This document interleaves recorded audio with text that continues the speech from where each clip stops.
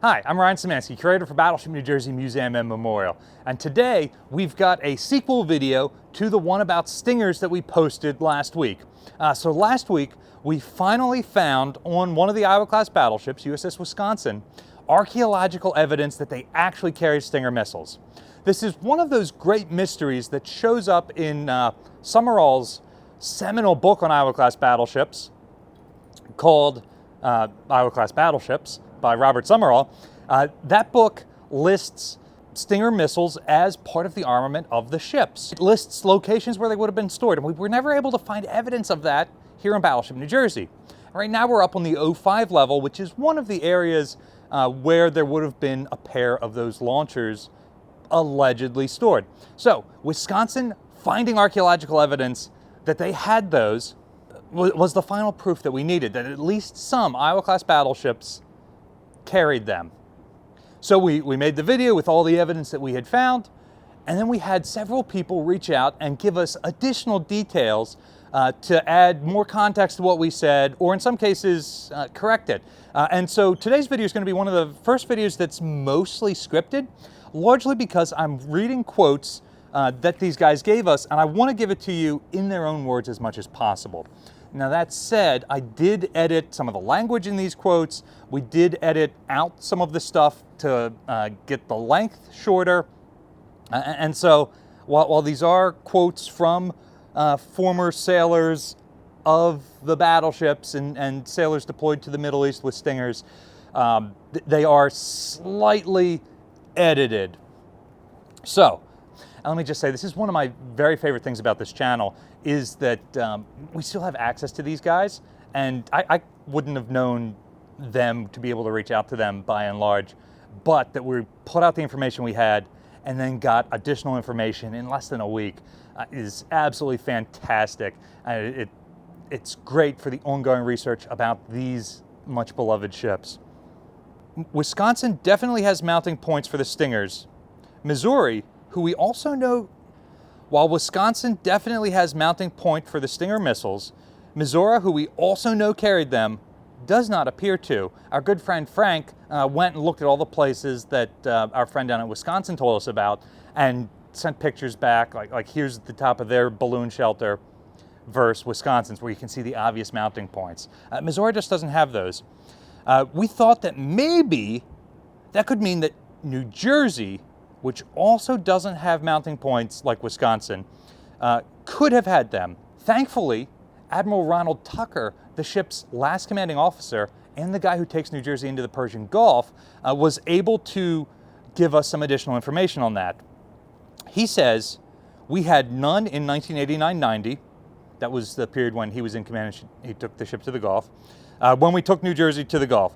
Armor and Sea Whiz was enough. We did not have them, and at the time, there wasn't a serious threat. We were the first battleship ever to enter the Gulf, and the war didn't start till much later. The Iranians came out with patrol boats to take a look, but were not provocative. So we're going to learn from some of the quotes later on that the Stingers are very much a counter to a specific threat. At that time, the United States was operating more with fear of the Iranians attacking back after Praying Mantis, or continuing the tanker war and attacking neutral shipping. So without a threat, there was no reason to bring those additional weapon systems on board, especially given the capabilities that the ship inherently has and the armor. In the last video, we talked about how the Stingers were manned by detachments assigned to the ships while they were in the Gulf. Members of that detachment have the NEC 9540 Stinger Anti-Terrorist Warfare Operator and Maintainer on their DD-214s. Here's some information a member of one of those detachments sent us. Again, this has been edited for length from his original email, and we've shuffled up a couple of the paragraphs to change the order in which things are said. We tried not to alter the context or the content of what he said, however. So here is his quote. For that time period when USS New Jersey entered the Persian Gulf in December of 1989, I was part and parcel of the Stinger detachment who had the shipboard point air defense responsibility for ships entering the theater. I joined Joint Task Force Middle East, or JTF-ME, in late August 1989, and it was in the drawdown phases of Ernest Will and obviously pre-Desert Shield storm era. It would be the J5 Stinger detachment for Commander JTF-ME. Overall CO was Admiral William Battleship Bill Fogarty. He had been New Jersey's first commissioning captain, and after this he went on to command ships operating in the Middle East. So he was the commander, Joint Task Force Middle East. We were just at Arlington the other day for his interment ceremony there. For his J5 department, which is Strategy, Plans, and Policy, the CO was Colonel Lloyd Benson, USMC, and the Stinger Detachment Chief was Gunner's Mate Chief Terry Bruce. We were based, quartered, and conducted operations out of USS LaSalle, moored pierside in Mina Sulman. The air assets and transports for Commodies 4 and staff was HC2, Detachment 2, operating out of Bahrain International Airport. He also gave us a couple of other areas like the hotel they were based out of and things like that. But the flagship of Admiral Fogarty, where these guys were primarily based out, is USS LaSalle. For New Jersey, she did not embark a Stinger team for December of '89. Her visit was short, and her size and drought caused mooring issues in Mina Sulman's pier facilities, and she was not engaged in any Ernest Will convoy missions. The whole time in the Gulf, she did have other warships operating with her and was not really independently steaming. At least one Ticonderoga, Spruance, and a Perrier Knox-class frigate were with her. We learned late in November that New Jersey would be arriving, and a series of discussions arose about whether we were sending a team or not. The decision was no. The logistics alone to embark a team and equip New Jersey with firing platforms was impossible in the time frame allocated. We also didn't have the manpower either at the time. Instead of the usual BM-2 Stinger detachment, Beachmasters Unit 2 from Little Creek, Virginia, sending their gunners to JTF-ME for 6-month rotational tours, my entire Stinger School class out of Fort Bliss was sent and attached to the Commander Joint Task Force Middle East in its entirety. Stinger School was at the U.S. Army's Air Defense Artillery Campus at Fort Bliss, Texas, and White Sands, New Mexico for live fire in the dedicated USMC schoolhouse. Stinger School usually ran around 6 class rotations a year, 1 for regular Navy, such as myself, with an N-class number, and 1 with an S-class number for special operations Stingers things, which I had nothing to do with. That's the author, not me, saying that. So it is a very small pipeline. For in-shop to Persian Gulf, Ernest Will, to take a team, it wasn't just to throw some missiles in the back of a helo, pop on the deck, and just wing it.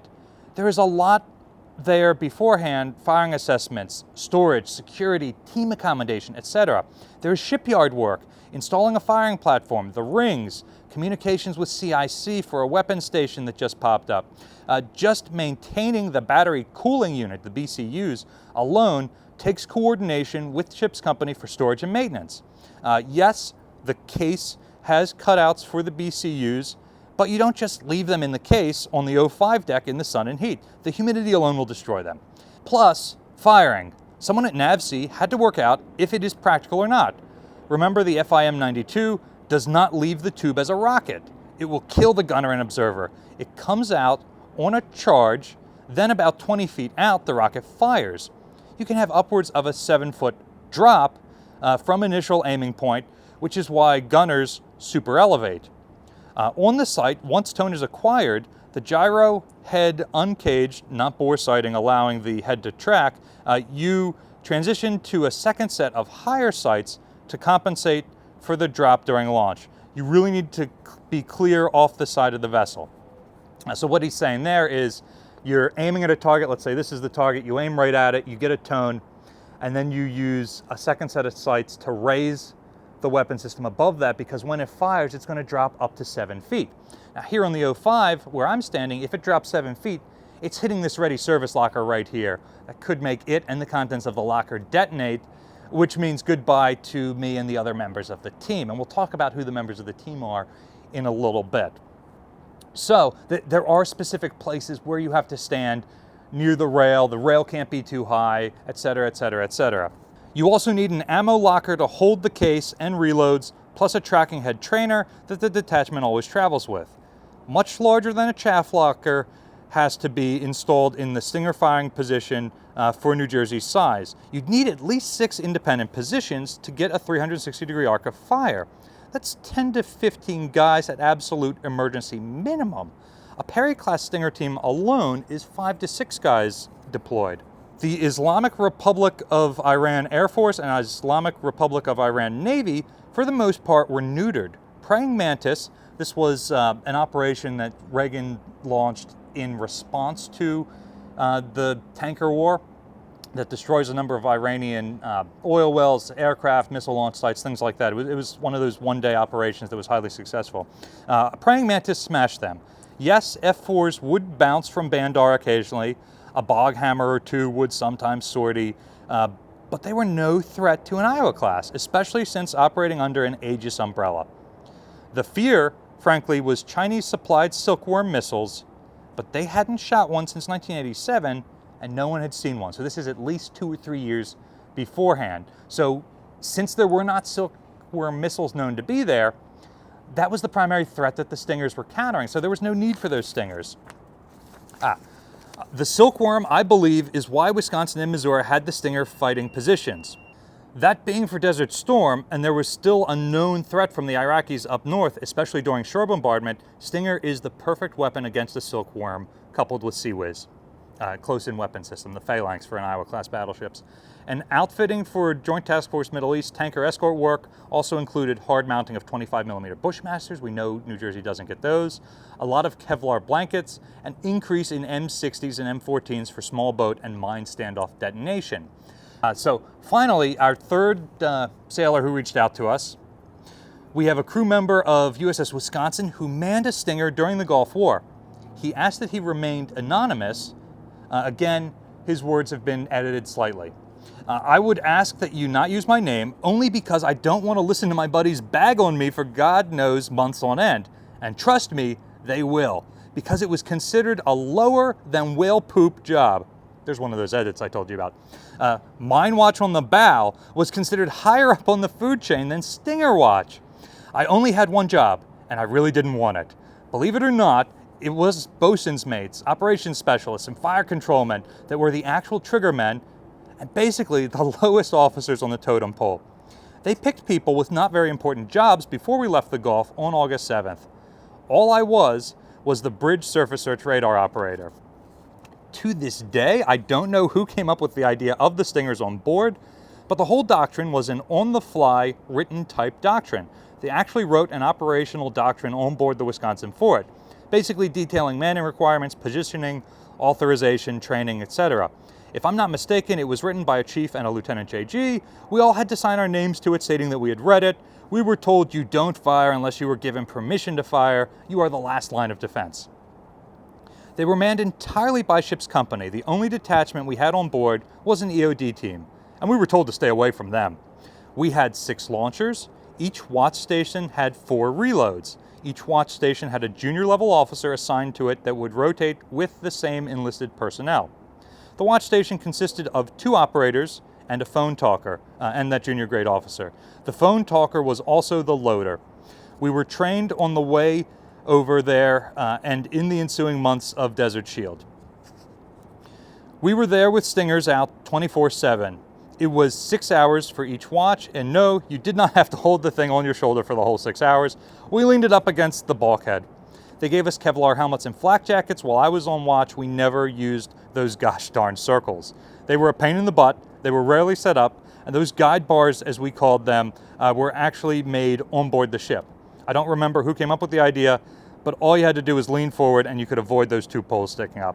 Most of the time we stood forward of them. Once the war started, we never went to general quarters unless there was an actual threat, because the old man didn't want us thinking it was a jail. General quarters, we automatically ran straight there, but that was also a regular watch station also, and it rotated. There were also regular lookouts up there. The cool part was we were always allowed up there and could go there for any of the gun and missile shoots, whereas no one else was allowed up there because it was an actual watch station. Wisconsin and Missouri had Stingers. On Whiskey, they were located on the 05 level aft of the conning tower. They were located where the helium tanks were, and there was another set aft of the outside of the helicopter control booth. There were none on the saluting platforms. The reason there were none near the saluting platforms was based upon the thought of the concussion of the 5-inch guns would be too much. Note, this is me talking again. My peer in Wisconsin found mounting points near the saluting platforms and has not seen any near flight control. Summerall in his book lists the ships as carrying 5, not 6, with 2 at the conning tower, 2 near the amidships Mark 37 5-inch gunnery directors, that's Sky 2 and Sky 3, and 1 aft on the O2 boat boom winch platform, which is on the port side of the ship. It is possible no one is wrong in this instance. One possible explanation is that the equipment was installed in one place, but it was decided it was better to use it somewhere else. It's incredible Summerall knows about this at all, since his book is published in 1989, meaning it was written possibly years before, which means that it is possible he is citing plans and not what was actually followed. It's also possible Wisconsin and Missouri carried them in different places and different ways. Remember, he says he believes those rings were made on board and installed on board. We don't see evidence of those rings on Missouri, so Missouri might not have made the rings. They might have just set up these stations otherwise. It's possible Wisconsin and Missouri carried them in different places in different ways. Remember that while Missouri has them, there's no evidence of rings on her. Going back to his recollections, as to whether or not any other ships had them, that I do not know. I just know that we always had an anti-air warfare platform with us. HMS Gloucester, USS Foster, and there were 2 others that were regularly with us. When Missouri had the Exocet fired at her, they didn't fire any stingers because Gloucester locked onto it with her Sea Whiz.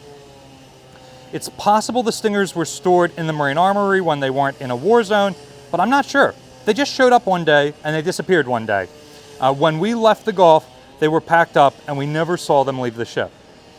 The cool thing is that I can say that I fired a stinger off a battleship. I only fired one, and it was a kick in the pants. I fired it at one of the killer tomatoes. I just happened to be lucky enough to be on watch at the time. They actually brought all of the watchstanders up to see what it's like. I'm not even sure I hit the gosh darn killer tomato. So there you have it, a lot of additional information. You can see that there were stinger detachments in the Gulf like we previously reported in our video, but it wasn't necessarily stinger detachments that are assigned to the battleships for whatever reason, possibly due to the lack of people that one of our sources told us about. They just used crew members from the ship, and it seems like they received relatively little training to do that compared to the guys who went to the full several-week class at Fort Bliss. So it's all really interesting information added to the ship. We had that brief hope that maybe New Jersey might have carried them, like Missouri, without any archaeological evidence. However, the words of both of our first 2 sources, Admiral Tucker and then the guy who was telling us, who was part of a stinger detachment, who said that they just didn't have the people to send to her, like that more or less confirms that New Jersey never had it. However, it is interesting to get more context for Wisconsin and how they were actually used in combat, and that's probably applicable to Missouri. So really, really interesting additional information on Stinger missiles. What's something you'd like us to research next? Let us know in the comment section down below. Is there anything else you saw in Summerall's book that you're like, I don't remember that actually being the case? I'm so impressed by Summerall's research and the fact that he was able to find out about these stingers in the first place. I have no idea what his source was. But let us know in the comment section down below. Battleship New Jersey receives operating support from the New Jersey Department of State, also from a number of other businesses and private individuals like yourselves. We really appreciate your support. There's a link in the description below if you'd like to donate to support the museum.